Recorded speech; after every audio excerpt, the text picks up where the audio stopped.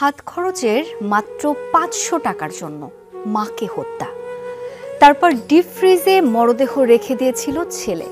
বগুড়ার দুপচাঁচিয়ায় গৃহবধূ উম্মে সালমার হত্যার পর আইন শৃঙ্খলা রক্ষা বাহিনীর নজর ছিল ডাকাতির দিকে, কিন্তু দুদিনেই র্যাবের ছায়া তদন্তে বেরিয়ে আসে কিভাবে এক ছেলে গর্ভধারিণীকে হত্যার পর ডাকাতির নাটক সাজিয়েছিল। যেন মনে হলো আমি ফ্রিজটা উঠেছিলাম, ফ্রিজ উঠানোর পরে দেখতেছি মা ভেতর মুখ বাঁধা। বাসার ডিপ ফ্রিজ থেকে মায়ের মরদেহ উদ্ধারের আগে বাবা আর মামাদের সাথে নিয়ে মাকে খোঁজাখুঁজি করেছিল ছেলে সাদ বিন আজিজুর রহমান। ফ্রিজ থেকে মরদেহ উদ্ধারের পর গণমাধ্যমের সামনে এভাবেই কেঁদে কেঁদে মায়ের মরদেহ উদ্ধারের বর্ণনা আর অপরাধীর শাস্তি দাবি করেছিল আলিম দ্বিতীয় বর্ষ পড়ুয়া এই তরুণ।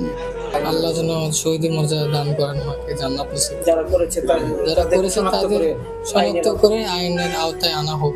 বগুড়ার দুপচাঁচিয়া উপজেলার এই হত্যাকাণ্ডের দুদিন পর রহস্য উদ্ঘাটনের খবর জানায় র্যাব। সংবাদ সম্মেলনে র্যাবের দাবি, হাত খরচের ৫০০ টাকা না পেয়ে বাকবিতণ্ডার জেরে সাদ নিজেই শ্বাসরোধ করে হত্যা করে মা উম্মে সালমাকে।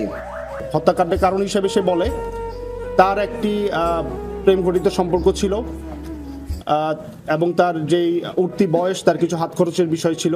ঘটনার দিন ১০ তারিখ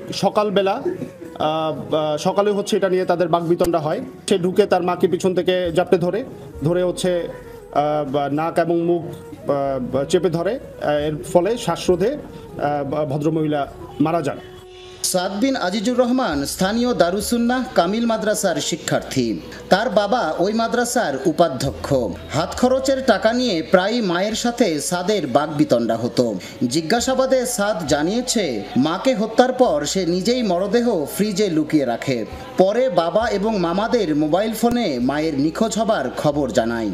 মারার পরে হচ্ছে সে এটাকে ডিপ ফ্রিজে ঢুকানোর পরে হচ্ছে বাসায় যে কুড়াল আছে, কুড়াল দিয়ে হচ্ছে সে আলমারিতে বেশ কয়েকটা ভাঙচুর করে।